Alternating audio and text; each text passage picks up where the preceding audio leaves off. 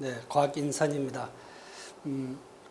지적 전산학 개론 인강 강의 안내에 대해서 설명을 좀 드리도록 하겠습니다. 여러분들이 이제 그 지방 공무원 9급 공채 시험 필기 이제 시험을 준비를 하고 계시는데요. 지적 전산학 인강을 신청을 할 때 이 강의가 어떻게 진행되고 있는지 먼저 아셔야 될 것 같아서 먼저 설명을 드리도록 하겠습니다. 저는 곽인선이고요. 정보라는 것은 출처가 상당히 중요합니다. 출처. 그 정보원이라고 하는 거죠. 정보원. 그 정보원의 신뢰성이 있어야만이 그 믿는 거죠. 그 정보가 신뢰성이 있어야지 신뢰성이 없는 정보는 어려움이 따르죠. 그래서 먼저 여러분들이 이 강의를 신청하기 전에 먼저 저를 먼저 소개하도록 하겠습니다. 저는 지적 관련 분야에서 한 30년 근무를 했고요. 그래서 지적 기능사 자격을 취득하고 그 다음에 산업기사 자격을 취득하고 지적 기사 자격증 취득하고 지적 기술사 강의를 자격증 그러니까 지적에 관련된 자격증은 다 취득을 했습니다. 근데 지적을 공부를 하다 보니 지적 다목적 지적이잖아요. 전산이 필수입니다. 지적 전산이 필수인데 사실에 제가 대학을 다니면서 전산을 깊이 있게는 공부를 하지 않아서 실무를 하다 보니 전산이 필요하더라고요. 그래서 방송통신대학교 전자계산학과를 들어가서 방송통신대학교에서 전산학을 공부를 했습니다. 전산학을 공부해서 그 방송통신대학 참 가장 인생에서 가장 잘한 것이 뭐였냐고 물은다면 방송통신대학교에 들어가서 전산학을 공부를 했다. 그걸 참 긍지와 자부심을 느끼고 있습니다. 그래서 제가 오늘 여기에서 여러분들하고 같이 이제 그 지적 전산 관련해서 인강을 하게 된 것도 사실은 그 방통대에서 전산학을 공부했다는 게 밑거름이 돼서 이 자리에 쓴 것 같습니다. 그래서 참 그때 전산을 공부한 게 참 잘했다고 지금 생각을 하고 있고요. 그 다음에 이제 그 시립대학교에서 지적정보학과에서 이제 그 석박사 과정을 마쳤습니다. 그래서 이제 사실은 이제 대학을 졸업을 타고 88년도에 서울시 지방 지적직 공무원으로 임용을 해서 한 30년을 근무를 했습니다. 30년을 근무하고 이제 딱 30년 되는 해에 그동안 30년 동안 제가 그 공부하고 제가 실무에서 했던 모든 것을 실적을 해서 지방 행정의 달인에 도전을 해서 그 지방 행정의 달인 제 5회죠. 제 8회 지방 행정의 달인으로 선정이 됐습니다. 선정이 돼서 대통령 표창을 받았고요. 그래서 참 그때 이 분야가 지적 행정의 달인, 공간정보의 달인으로 선정이 됐습니다. 그래서 대통령 표창을 받았고 한 30만의 지방 공무에서 1등을 했다는 게 참 긍지와 자부심을 가지고 있습니다. 그래서 제가 이제 그 시설 사무관으로 이제 21년도에 정년퇴직을 해서 오늘 인강을 하게 됐습니다. 그래서 여러분들이 이제 그 지적 전산을 공부하시면서 어떤 공부에 대한 뭐 의문점이 있다든가 좀 부분이 있으면 요런 이제 메일을 atgis 한메일.net으로 메일을 보내신다든가 아니면 제 전화번호 010-6289-0973으로 저에게 전화를 하시면 제가 성심성의껏 제가 아는 범위에서 최대한 여러분들에게 성심을 다해서 답을 드리도록 하겠습니다. 그래서 아까 제가 얘기했던 정보의 정보의 그 출처원을 신뢰성이 있어야 되기 때문에 제 이력을 간단히 얘기를 드렸습니다. 저도 그 지적 전산학을 공부를 하고 전산학도 전공을 했고 지적 분야에서 또 한 30년을 공부했고 누구 못지않게 정보에 대한 출처원은 신뢰성이 있다고 긍지와 자부심을 가지고 있습니다. 그래서 간단히 저를 소개시켰고요. 그 다음에 이제 앞으로 이제 저희들이 이제 제가 그 지적 전산학을 강의를 하는데 강의 구성을 보면 먼저 이제 이론적 강의가 있습니다. 이론적 강의는 20강에 걸쳐서 이론적으로 여러분들에게 이론 강의를 하도록 하겠습니다. 교재는 따로 있고 교재가 필요하신 분은 이제 교재를 하면 되고 교재가 없는 인강만 들으셔도 되고 필요하시다면 교재를 보시면 되겠습니다. 그래서 이 교재는 이제 제 5장으로 구성이 됐습니다. 제 1장은 이제 지적 전산에 관한 이제 기본적인 사항을 살펴보고 제 2장에서는 데이터베이스 관리 시스템을 2장에서 좀 설명을 할 거고요. 3장에서는 지리정보 체계, GIS, 지리정보 체계를 3장에서 설명을 할 거고, 제 4장에서는 이제 우리 공간 분석, 사실 가장 GIS의 GIS를 하는 목적이 분석이죠, 분석. 어떤 것을 어떤 의사를 결정하기에 필요한 정보를 취재해서 의사를 결정할 수 있게끔 지원해 주는 게 GIS죠, GIS. 그래서 이 공간 분석을 설명드렸고, 제 5장의 관계 법령은 이제 지적 전사는 법에서 정한 대로, 지적이 법대로 하는 거잖아요, 법대로. 그래서 법에 규정이 없는 부분 할 수가 없는 거죠. 그래서 이 관계 법령을 다루도록 하겠습니다. 이 관계 법령은 이미 이제 여러분들이 지적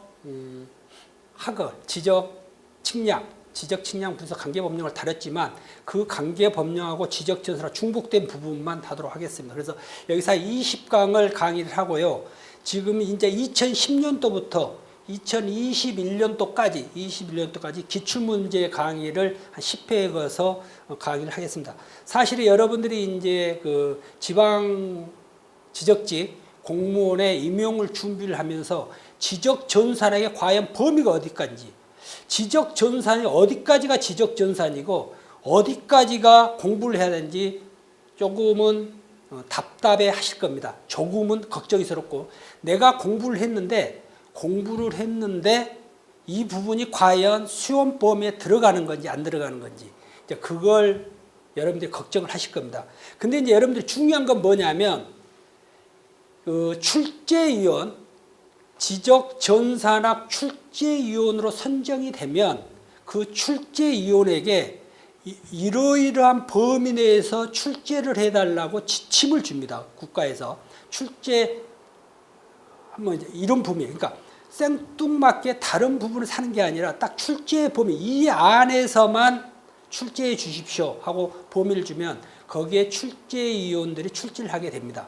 그러면 가장 여러분들이 먼저 공부를 하기 앞서서 과연 지적 전산학의 범위가 어딘지 먼저 분석을 해봐야 되는데, 제가 2010년도부터 2021년도까지 그동안 기출된 문제 200문제를 분석을 해봤습니다. 분석을 해보면 어떤 문제가 나오냐면, 제일 먼저 지적 전산 분야에서는 우리 국가 지리정보 체계가 있습니다. 국가 지리정보 체계가 지금 우리 6차 그 기본 공간정보, 국가 공간정보 기본 계획일 6차, 지금 21년도가 지금 6차인데, 그 지리정보 체계 6차는 무엇인지, 그러니까 그 지리정보 체계에서 현재까지 좀 한 문제가 나왔고, 여러분들이 지금 공간정보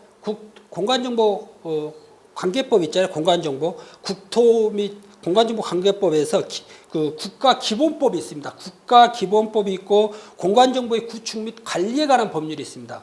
공간정보의 구축 및 관리에 관한 법령에서 우리가 한번 지적 공부가 있죠. 지적 공부가 토지대장, 임야대장, 지적도, 경계점, 좌표, 등록부, 공유지, 연명부가 있는데, 거기에 속성 정보, 토지대장에는 등록된 정보가 뭐 있느냐, 토지의 소재랄까, 지번이랄까, 이제 그런 지적 전산에 관련된 항목, 공간정보 구축 및 관리에 관한 법령에서 지금까지 한 17문제가 출제가 됐고, 그 다음에 이제 지적 업무 처리 규정이 있습니다. 지적 업무 처리 규정에서 지적 측량 성과 파일은 뭐고, 성과 파일은 뭐냐, 완료 도면은 뭐냐, 아니면 또 CIF 파일은 뭐니, 이제 그런 지적 업무 처리 규정에서 한 문제가 나왔고, 그다음에 이제 그 부동산 종합 공부 시스템이라 했습니다. 저희들 우리 그 부동산 종합 공부 시스템 및 운영에 관련 규정이 있는데 거기에서 이제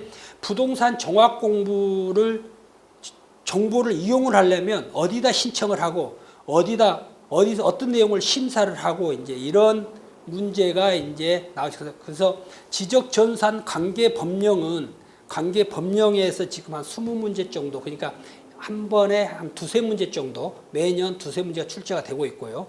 그 다음에 이제 우리 국가 공간정보 기본센터가 있습니다. 국가 공간정보 센터가 있는데 그 공간정보 센터가 어떤 일을 하고 있는지 이제 그런 문제가 출제가 됐고, 그 다음에 이제 우리가 실무에서 국토정보 시스템, 전산 시스템을 운영을 하고 있습니다.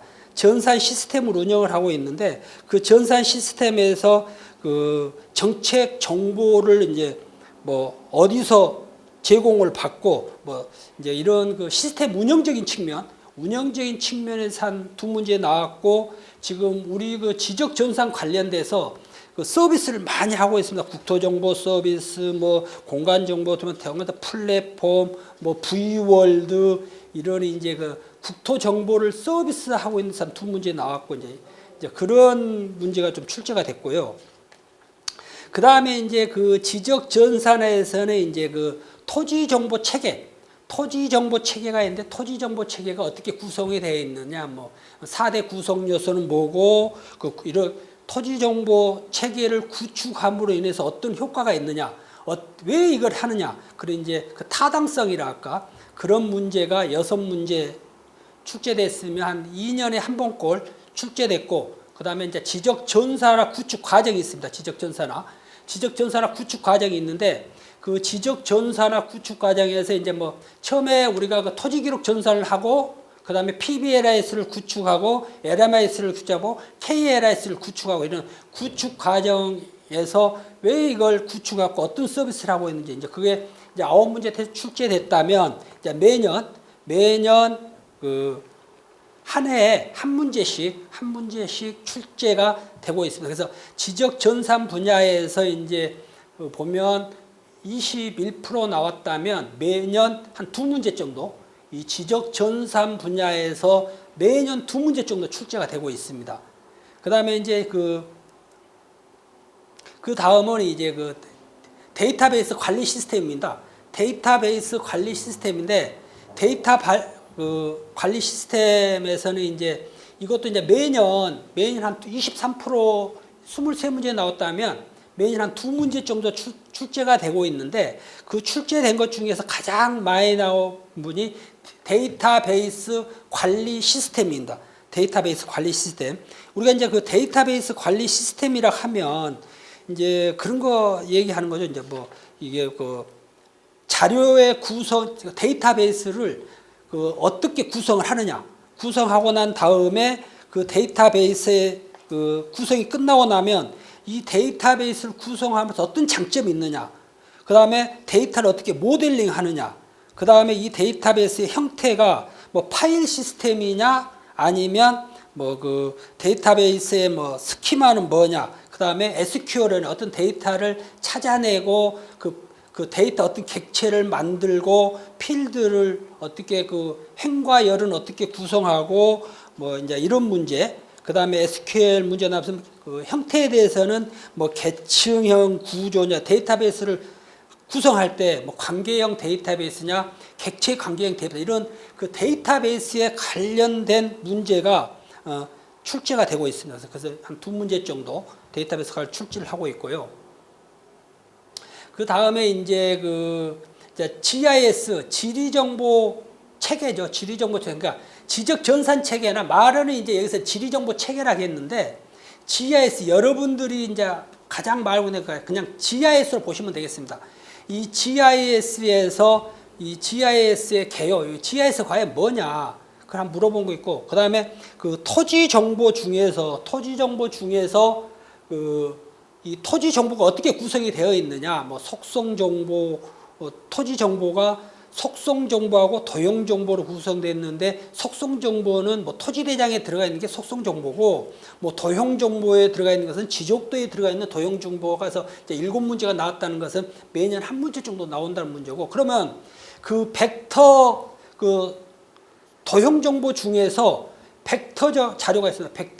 벡터 자료를 디지타이징 했을 때 뭐 스파게티 구조로 할 건지 아니면 폴리곤으로 할 건지 이렇게 벡터 구조로 구축함으로 인해 가지고 어떤 장점이 있고 단점이 있고 그다음에 이제 레스터 구조라고 하면 이제 그 셀로 구성이 되어 있는 이제 그 사진 자료죠. 사진 자료. 이 레스터 자료는 스캔을 받아서 DB를 구축하는데 이제 그런 레스터 자료가 어떻게 되는지 그게 이제 한 매년 한 2문제 정도 출제가 되고 있고요. 그 다음에 이제 그 메타데이터 얘기가 납니다. 메타데이터가 데이터에 대한 데이터. 어떤 자료를 판매하고 어떤 자료를 활용을 하려면 어떤 자료가 어디에 있고 어떻게 이 사람 표준화를 시킬 건지 이제는 메타데이터가 이제 한 7문제, 2문제, 4문제가 나왔다면 13문제 나왔다면 한 문제꼴. 매년 한 문제꼴로 출제가 되어 있고요. 메타데이터에서 데이터에 대한 데이터, 그 메타데이터가 좀 나와 있고요. 그 다음에 이제 그 공간정보 표준화 얘기가 나옵니다. 그 모든 자료는 공간정보는 딱 폼이 정해져야죠. 폼이 정해져야만이 공통적으로 활용을 할 수 있고 그러려면은 그 표준화의 개념이 뭐냐. 그 다음에 그 표준화의 우리나라 국가 뭐 SDTS는 뭐고 표준화 동향은 어떻게 가고 그 다음에 이제 그 지금 오픈 GIS 얘기가 많이 나오죠. 오픈 GIS 소프트웨어가 뭔지 이런 그 공간정보 표준화에 관련된 문제가 이제 매년 한 문제씩 출제가 되고 있습니다. 네. 그 다음에 이제 그 GIS 꽃이라고 보는 공간 분석 얘기가 나옵니다. 공간 분석. 그러면 이제 공간 분석에서 여러분들 보면 이제 그 레스터 자료를 벡터 자료로 만드는 걸 벡터화라고 하는 거죠. 벡터화라고 하는 거고 이제 그 벡터 자료를 레스터 자료를 만드는 걸 이제 격자화라고 하는 거죠. 이제 이런 문제를 좀 했고 이제 여기서 가장 중요한 것은 이제 공간 분석이죠. 공간 분석. 공간 분석에서 우리가 이제 공간 분석의 유형이 뭐 어떤 걸 공간 분석을 유형을 할까? 공간 분석에서 뭐 망 분석 어떤 분석을 어떻게 한 건지 그런 유형 문제가 좀 나오고 있고 그 다음에 이제 우리 지형 이 지표면의 지형을 어떻게 할 거냐, 뭐 DEM 문제, 지형 부분, 그 다음에 어떤 보관 문제가 나옵니다. A점과 B점이 있을 때 그 점을 가운데 부분이라고 그런 이제 가운데 미지의 점의 좌표를 찾는 보관 문제가 좀 출제가 되고 있고, 그 다음에 이제 가장 많이 쓰고 있는 게 이제 그 중첩 분석 얘기한다. 중첩이라는 게 뭐냐, 어떤 레이어. 한 레이어하고 한 레이어, A라는 레이어하고 B라는 레이어가 있어요. 이 레이어를 중첩을 시켜서 하나의 정보를 두 개를 합쳐서 새로운 정보를 추출해내는 그런 이제 그 중첩 분석 얘기합니다. 중첩은 상당히 이제 많이 나오고 있죠. 그래서 이제 이런 중첩에 대한 얘기가 좀 고려돼서 중첩 분석 같은 경우는 상당히 중요해서 매년 한 날에 한 문제 정도 이제 기타 이제 그 분석 뭐 네트워크 분석이랄까 이제 그 공간 분석에 관한 문제가 뭐 매년 한두 문제씩 출제가 되고 있습니다.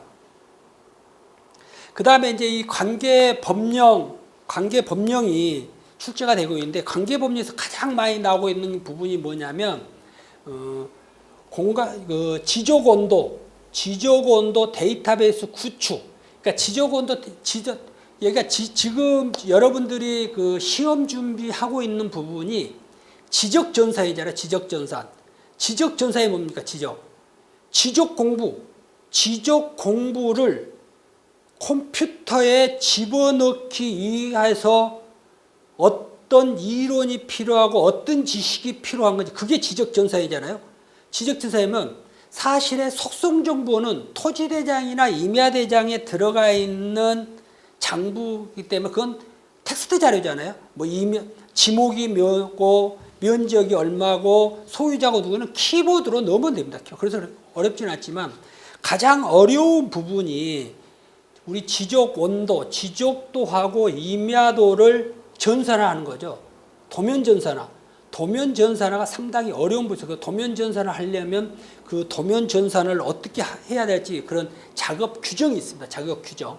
작업 규정이 있기 때문에 이 작업 규정에 대해서 매년 2문제씩 출제가 되고 있습니다. 그러니까 여러분들이 지적온도 데이터베이스 구축 작업 규정의 이 규정에 대한 그 법령집을 다운받아서 누가 가공한 자료를 보지 마시고 다운받아서 온본을 세밀히 안전히 숙지를 해야 됩니다. 그래서 지적온도 데이터베이스 구축 작업에서 매년 2문제가 나오고 있고 지금 그 다음에 이제 그 부동산 종합공부 정부 시스템 운영 및 관리 규정이 있습니다. 이 관리 규정에서 매년 한 문제 반 정도, 그러니까 이 법령에서 매년 3문제씩이 나옵니다. 그래서 여러분들이 이 두 부분은 어떠한 일이 있으라도 온본 법령집에서 법령을 다운받아서 이걸 면밀히 공부를 하셔야 됩니다. 그래서 이렇게 출제가 되고 있습니다. 그래서 그 이제 나머지 부분은 이제 그 10년도에 걸쳐서 이제 한 문제씩이 출제가 되고 이건 이제 그 돌변 문제죠. 돌변 문제. 돌변 문제인데 이제 이 부분은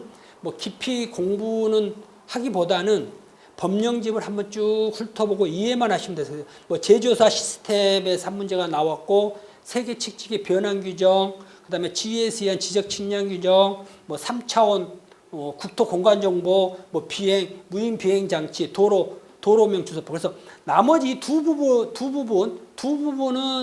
해야 되고 이 부분은 여러분들 어차피 그 지적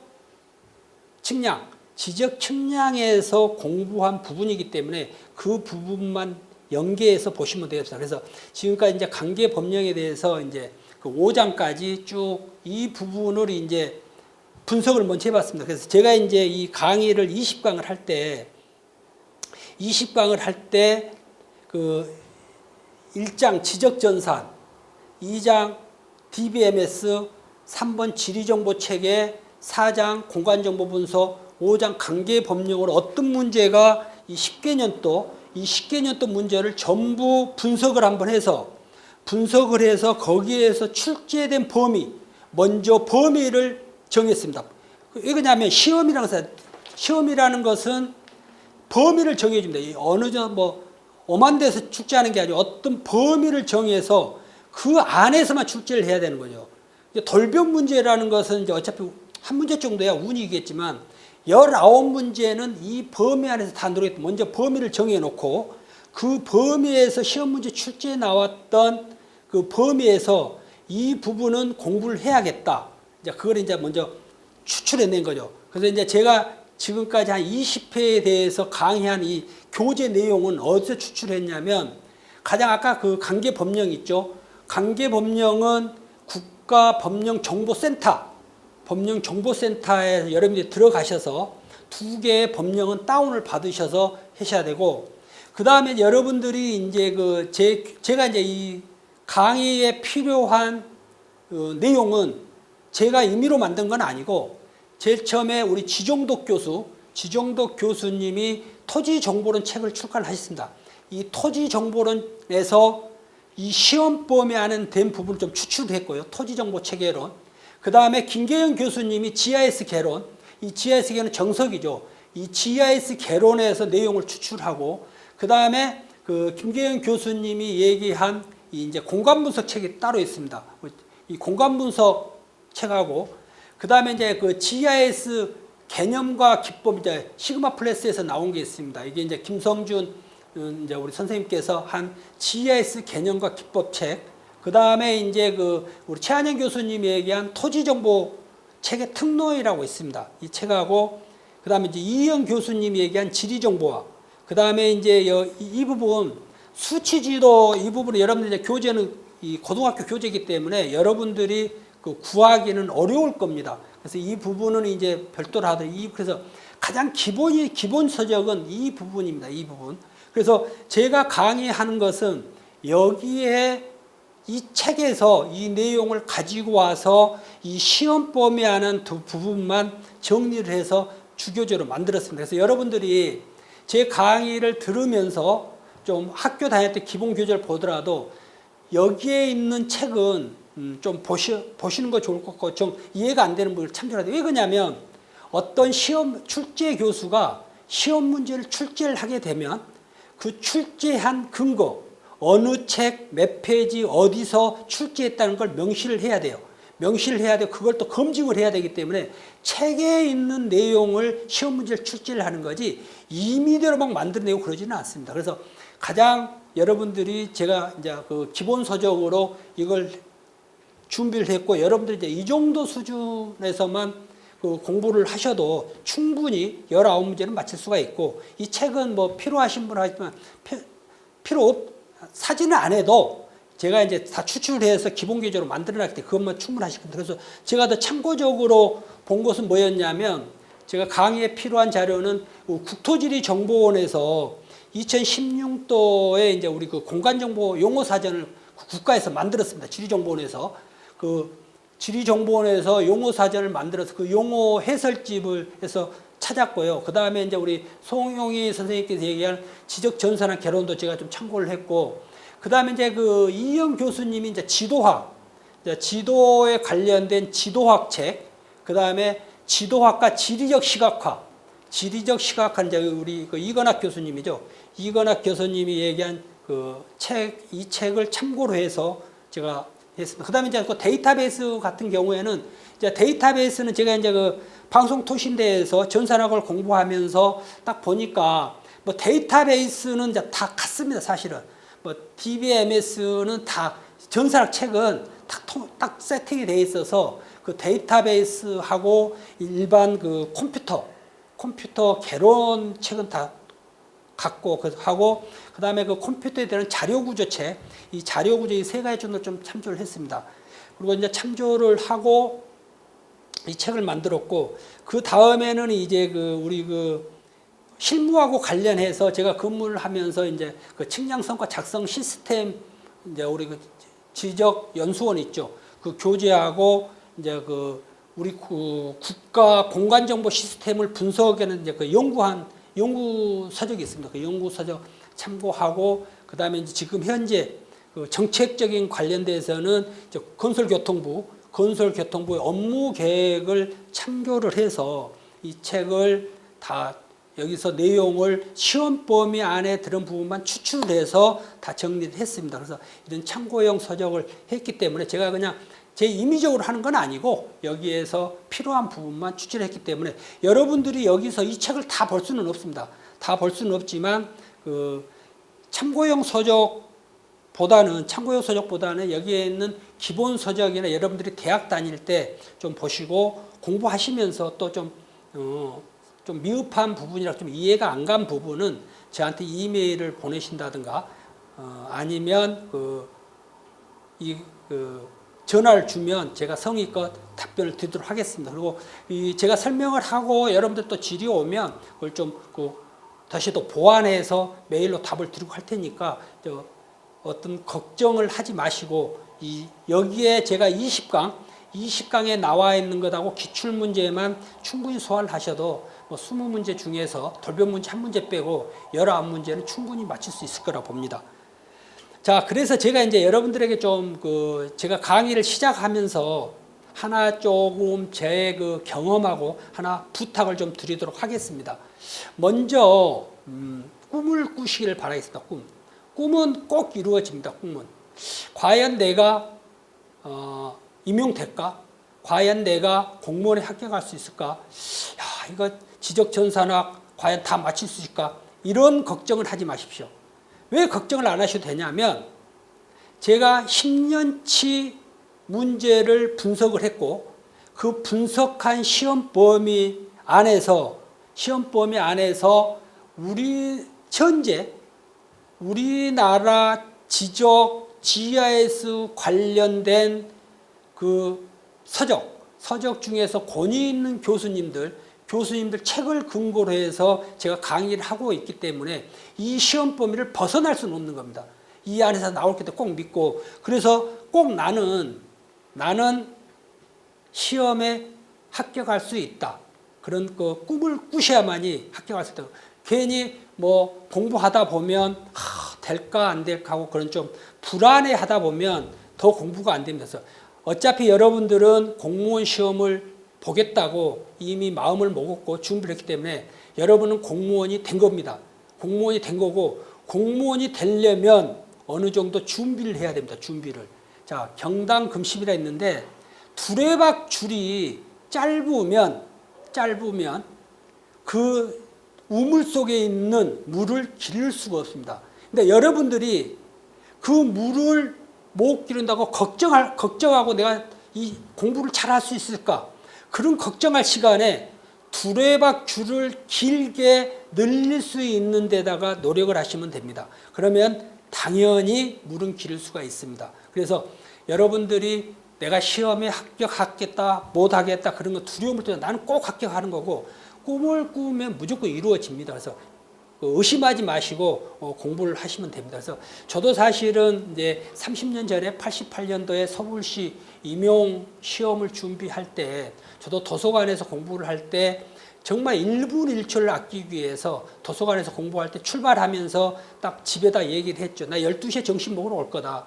12시에 밥상을 차려달라. 그래서 도서관에서 집에서 오는 시간이 5분밖에 안 되죠. 5분 시간에 오면서 딱 오면 밥상이 차려져 있죠. 그럼 밥상 거기서 밥 먹고 바로 도서관에 가서 일체 뭐 친구도 만나지도 않습니다. 친구 만나지도 않고 뭐 다른 사람하고 일체 뭐 회식 뭐 누구와 만나서 뭐 술을 먹는다 그런 일 없이 오로지 공무원이 돼야겠다는 집념 하나만 가지고 도서관하고 오로지 공무원 시험을 하다 보니까는 합격을 했습니다. 그래서 여러분들도 그 꿈을 가지면 제가 지금까지 살아오면서 공무원 시험에 공무원이 되겠다고 해서 꿈을 가졌기 때문에 공무원도 됐고요.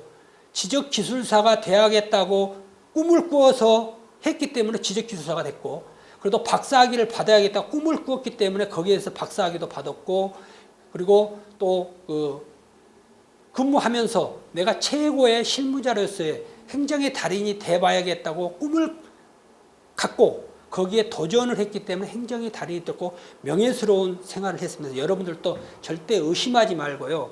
꼭 집념을 갖고 공부를 하시면 꼭 좋은 결과가 있으려 봅니다.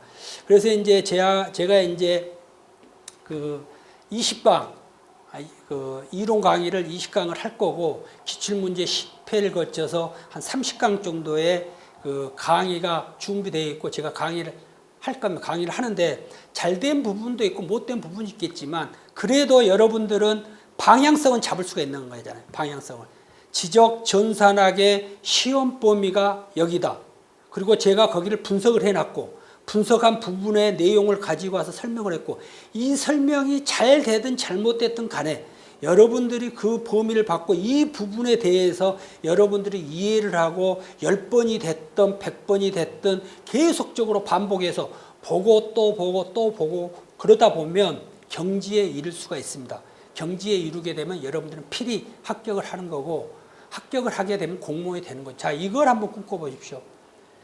공무원 시험 발표 날 그 합격의 전산에 수험번호를 냈을 때 합격이라는 그 글자가 왔을 때 얼마나 가슴이 찡하겠습니까?